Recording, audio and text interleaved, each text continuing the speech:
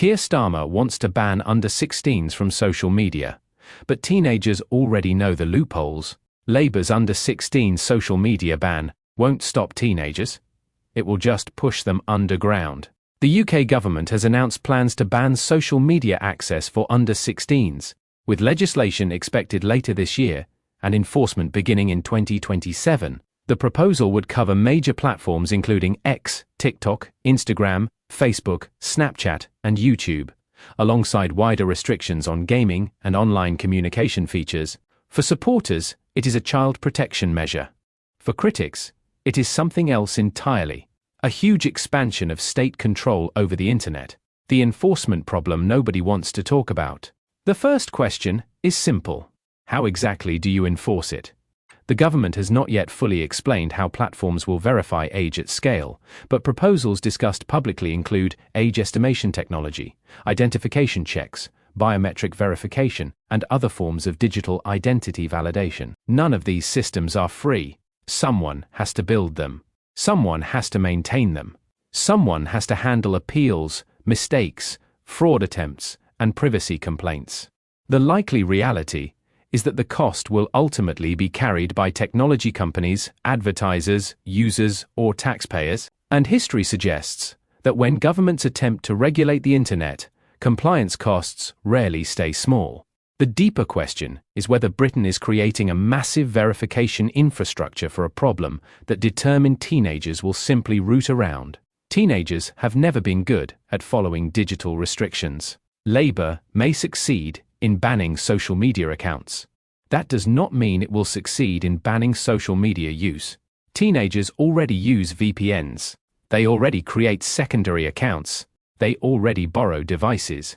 They already bypass age restrictions on countless websites every day.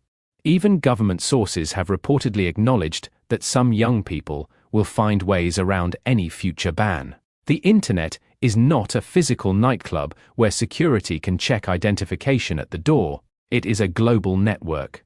A 15-year-old in Birmingham can appear online as a 25-year-old in Canada within minutes.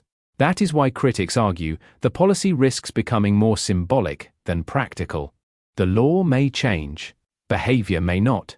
The contradiction at the heart of the policy. One of the biggest criticisms centers on age and responsibility. In the UK, many 16-year-olds can join the armed forces with parental consent, work full-time apprenticeships, pay taxes, leave school, make significant life decisions.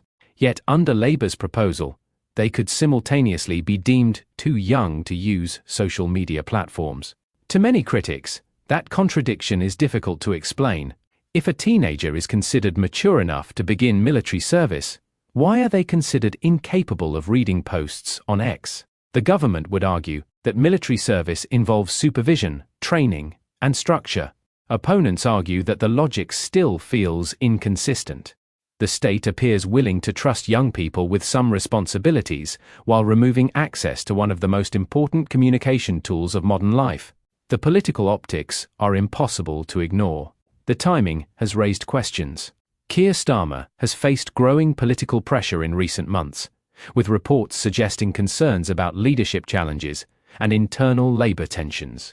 Critics argue that social media has become one of the few places where younger voters regularly encounter viewpoints outside traditional institutions. Platforms such as X have dramatically changed political communication. Figures who once relied on newspapers, broadcasters, and party machinery now compete directly with independent creators, commentators, and citizen journalists. That is one reason why some free speech advocates view the proposal with suspicion. Whether intentionally or not, restrictions on social media reduce access to the most open political marketplace Britain has ever seen. Why Elon Musk's X sits at the center of the debate. Much of this debate inevitably returns to 10th. Under Elon Musk's ownership, the platform has positioned itself as a champion of broader free expression. Supporters argue that X has become one of the few major platforms where controversial political views can still be debated openly. Critics argue the platform allows too much harmful content. The government's proposals reportedly place X within the scope of restrictions affecting under-16s. For free speech campaigners, that creates another concern. The ban does not simply affect entertainment platforms. It affects access to political discussion. It affects access to journalism. It affects access to alternative viewpoints. And once governments begin deciding which digital spaces are acceptable for citizens to access, questions about freedom inevitably follow. Why Bluesky changes the argument. Another awkward issue is platform migration. Even if Labour successfully restricts access to major networks, users will not suddenly disappear. They will move. Some may move to encrypted messaging services. Others may move to emerging social platforms. Others may move to decentralized networks that are harder to regulate. The Internet has a long history of users migrating whenever governments attempt broad restrictions. This creates a strange possibility. Britain could spend enormous political and regulatory capital restricting established platforms, only to push younger users towards smaller alternatives with less oversight and fewer safeguards. That outcome would directly undermine the stated goal of improving safety. The real question is not whether social media is harmful. Almost nobody disputes that social media can cause problems. Bullying exists. Addiction exists. Mental health concerns exist. The real debate is whether blanket restrictions are the right answer. Critics argue that digital literacy, parental involvement, and targeted enforcement against genuinely harmful content would achieve more than attempting to wall off an entire generation from social media. Supporters believe the scale of the problem requires stronger action. But even many child safety experts have warned that rushed bans could prove difficult to enforce and may fail to deliver the promised results. The bigger battle is about control. The social media ban is being presented as a child safety story, but beneath that sits a much larger question. Who controls access to information? Governments? Technology companies? Parents? Or individuals themselves? Labour sees the proposal as protection.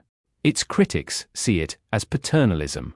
Elon Musk and free speech advocates would argue that the answer to bad speech is better speech, not less speech. Whether the ban ultimately succeeds or fails, one thing already seems clear.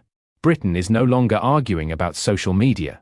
It is arguing about who gets to decide what the next generation is allowed to see, say, and think online.